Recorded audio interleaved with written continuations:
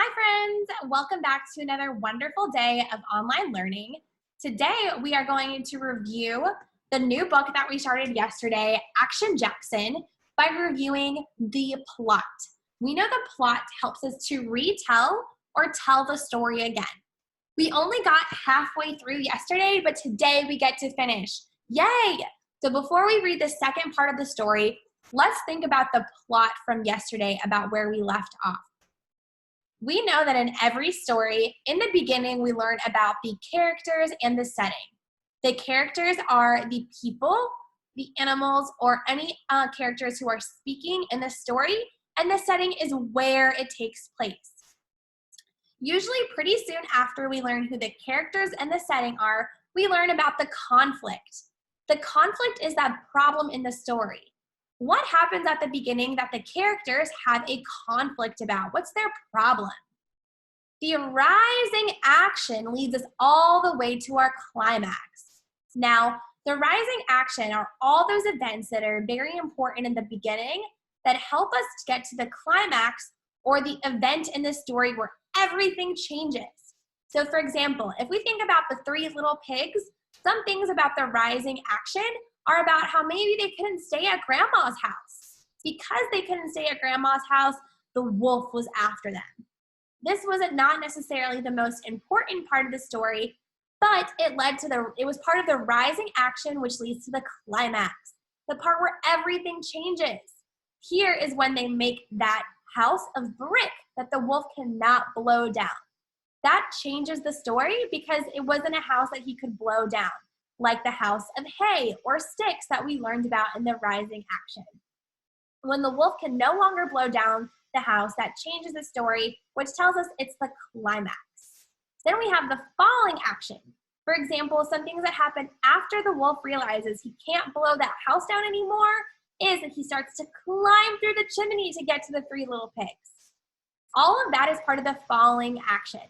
It's not the middle or the end. It's what happens after the climax or the event that changes the story. And then at the end, we have the resolution or how the conflict is solved by the characters. So if we're thinking about the three little pigs, the resolution would be that they put that pot of boiling water in the chimney to solve the problem of that wolf coming and trying to eat them. So I want you to keep in mind that these events when we talk about Action Jackson. Now that we've kind of reviewed what these words mean, we can use these vocabulary words, character and setting, conflict, rising action, climax, falling action, and resolution to retell the story. We're going to tell the story again using these different parts of the plot. So for example, yesterday when we were reading Action Jackson, we learned that the characters and settings were that Jackson creates his paintings in a barn that has become his art studio. Where he is in the studio, and our main character is Jackson.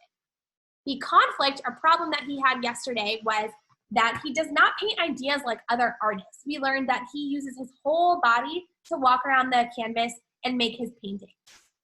Some events that we have so far in the rising action, after we learn the characters and settings, after we learn the conflict, are that Jackson walks around outside and observes nature before preparing his studio.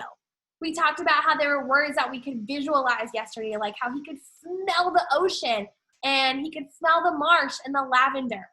Those ideas helped him, or those feelings and sensations that he had helped him to think of his painting ideas. So those were part of the rising action. They weren't the most important part of the story, but they helped us find our climax, which was when Jackson walks, leaps, and swoops around the canvas to paint different lines. If you're not sure about what the climax is, it's usually the most exciting part of the story. So yesterday it was exciting to read about how Jackson painted differently than other artists by walking and leaping and swooping, which are not things that we usually think about with painting. After we learned that, we saw some things in the falling action from yesterday were that he goes back inside after hours of painting and thinks about his ideas. Remember, his ideas got away from him, so he took a break, he went inside, and he thought about what he was painting. The resolution, or how he solved his problem, was that Jackson is original. We talked about how the word original yesterday means different. Jackson is original, or Jackson is different. He comes up with his own ideas by waiting until the ideas come to him. He doesn't just go outside and say, look, there's the ocean, I'm gonna paint the ocean. No, he wants to paint how the ocean makes him feel. The hard part is we can't see our feelings. That's why Jackson makes his own way of painting to show the energy and feelings to his audience. Now that we've reviewed what we read yesterday, we also today are going to spend a lot of time talking about the main idea. It's important to know that the topic is who or what the text is mostly about so that we can find the main idea. If we think about our thinking steps from yesterday, the first thing we have to do to find the main idea is find who or what the text is mostly about, which is just one or two words about the topic. If we think about our example from yesterday, we can find clues about the topic usually in the title. So if we look at the title of this page, I know that the topic, or what the page is mostly about, is going to be plants. But for my main idea, I want to know, what does the author want me to learn about plants? If I look in the first sentence circled in pink, the most important thing that the author is going to try to teach me about is that plants need 4 things to live. We don't know what those 4 things are, and those 4 things, if we kept reading about them, would be details. But all of those details are just going to come back to that main idea, which are the things that plants need to live. We can already see, just looking at this example, that the main idea is different than the topic. The topic is part of the main idea, but the main idea helps us know what the author wants us to figure out by reading the text about the topic. Again, we're going to make sure that we have these supporting details, just like our chair here, to show what we know about that main idea or what the author wants us to know about the topic. But now we are going to pick up where we left off and finish reading our story, Action Jackson. If you see in Miss Papa look down, sometimes it's a little hard to read on the screen, so I will look down at my book to finish reading this story to you guys today. While you're listening, you want to think about, what is the topic? What's the main idea? Who or what is this about? So that what does the author want me to learn about the topic for the main idea? So here we are on page 14. The next afternoon, Jackson prowls around the canvas, studying his work. But he doesn't pick up a brush. Instead, he walks the beach, past the sandy marshes and the tall spartina grass that waves in the breeze. He spends hours sitting on a grassy dune watching the gulls. So if we think about the illustration here about Jackson sitting on the beach, he's not back at his canvas. He is walking around studying his work, but he goes to the beach and he spends hours just watching the gulls. These gulls, we know that the word gulls, looking at the illustration, are the birds flying. And we know from yesterday that Jackson Pollock likes to paint movement. The thing is we can't see movement. But we know that the birds or the gulls are moving around in the sky. So if he paints movement and the gulls have movement, this is going to help him think of his ideas to paint again. The gulls move in lines in the sky, similar to what Jackson paints. If we read the next page, in the barn, the layers of paint dry. Almost a week passes before he dips a brush and begins his dance. What is he thinking? Does he see the sunlit beach, the patterns of waves, the interlacing branches of the trees, the lush summer grass outside his studio? I don't know where my pictures come from. They just come, and the paint flows.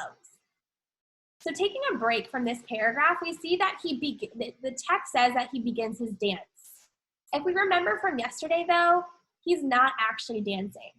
The author uses the word dance because dancers use their whole body to dance, from the tip-top of their head down to the tip of their toe. They use their whole body, which is what Jackson does when he's painting. He's not dancing, but he uses his body like he's dancing when he paints. He also doesn't know where his ideas come from. They just come to him. He can be thinking of lots of different things. He looks for inspiration around him and he lets the inspiration come to him. Like the Native American sand painters, he saw as a boy out west, he moves around the canvas, coaxing the paint into loops and curves. On the floor, I am much more at ease. I can walk around it, work from four sides, be in the painting. Fireworks splatter of rosy pink, twisting ropes of white, spangles of silver, a lavender glow where pink and blue black meet. So these words in the second paragraph tell us about the painting. So we know that he's making loops and curves of colors. He is able to be much more at ease on the ground because he's able to get around all four sides and create that movement with his lines. He wouldn't be able to do this the same way if he was just sitting and painting with his hand. This is why he chooses to use his whole body. He explains why right here, because he's much more at ease, he can walk around the canvas, he can be part of the painting. And that's exactly what we see in this illustration. It looks like he's in the painting. His knee is on it, his foot is on it, he's standing over it. We can't tell where the painting stops and he begins, because while he's painting, he is part of that painting. Jackson listens to jazz recordings in the evenings. He likes musicians who improvise, inventing their own melodies as they play. While he paints, the notes spin over and over in his memory. Swish and swish again. The rhythm of the brush matches the rhythm of the music. If a penny fell out of his pocket, he would leave it. An insect lands in the wet paint, and there it stays. Nails and tacks become part of the texture. He caresses the surface with sticky, paint-stained hands. One, then two handprints across the canvas. Let's stop here and talk about this page. If a penny fell out of your pocket, would you leave it or would you pick it up? You would probably pick it up. So here again, we see an example of how Jackson paints differently. Instead of picking that penny up, he puts it in the painting. If an insect flies in, would you leave it alone or would you try to swish it away? You would probably try to swish it away, but not Jackson. The text tells us that the insect lands on the wet paint and it stays there. Jackson doesn't move it away. Like we saw before, the ideas come to him. So something unexpected, like the penny falling out of his pocket or the insect landing on the painting, he doesn't stop those things. Instead, he makes them part of the painting. He uses his creativity to be different. His eyes move up and down and back and forth. With light steps, he follows the sweep of his brush. He stops and a pool of paint pauses. Paint, paint, and more paint. Dripping, pouring, flinging. The paint has a life of its own. I try to let it come through. The words that we see here on the text, like dripping, pouring, flinging, say them with me. Ready? Dripping, pouring, flinging. All of those tell us about the movement of the paint. We see that he is dripping it and letting it pour and fling. Again, he wants the paint to have a life of its own, so he's not trying to control the movement. He wants the way that the paint moves to be part of the painting. Again, he stops. He climbs a ladder to look down at the whole canvas. Every muscle aches, but his eyes, his mind, and his heart know the painting is finished. So now he's stopping, but this time it's not to take a break. It's because he's done with his painting.